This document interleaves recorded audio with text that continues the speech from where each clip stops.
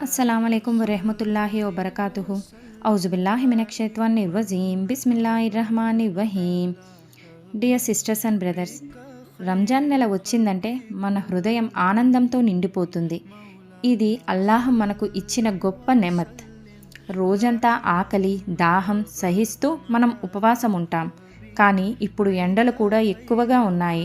ఈ పరిస్థితిలో ఫాస్టింగ్ చేస్తూ మన ఆరోగ్యాన్ని కూడా జాగ్రత్తగా చూసుకోవడం చాలా అవసరం. అందుకే ఈరోజు రంజాన్ ఫాస్టింగ్ చేస్తున్నప్పుడు తీసుకోవలసిన ముఖ్యమైన జాగ్రత్తల గురించి మనం మాట్లాడుకుందాం. మొదటిది సెహ్రీ, చాలా ఇంపార్టెంట్.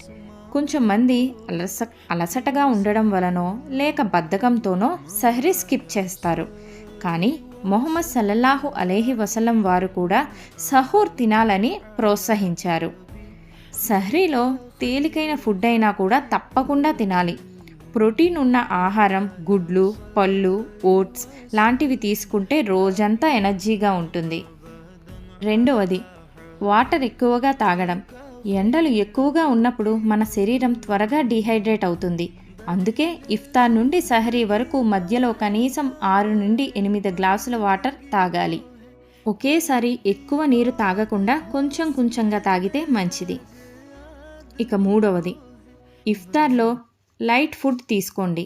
రోజంతా ఉపవాసం ఉన్న తర్వాత చాలామంది వెంటనే ఎక్కువ ఫ్రైడ్ ఫుడ్ తింటారు.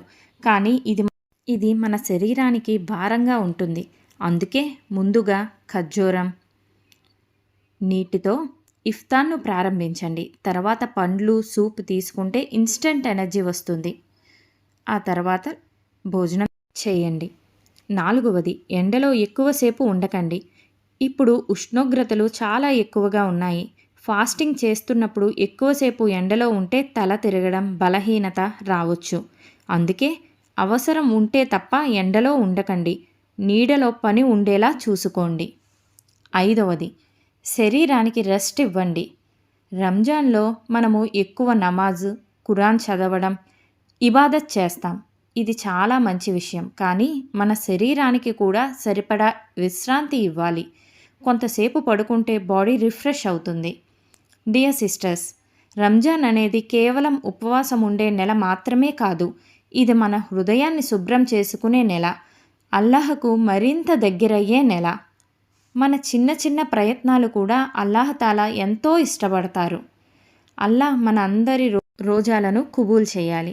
మన ఇంట్లో సుఖం, శాంతి నింపాలి. ఆమీన్. రేపు మరింత మంచి టాపిక్తో మీ ముందుకు వస్తాను. ఏమన్నా తప్పులు చెప్పుంటే మాఫ్ కరో అల్లా.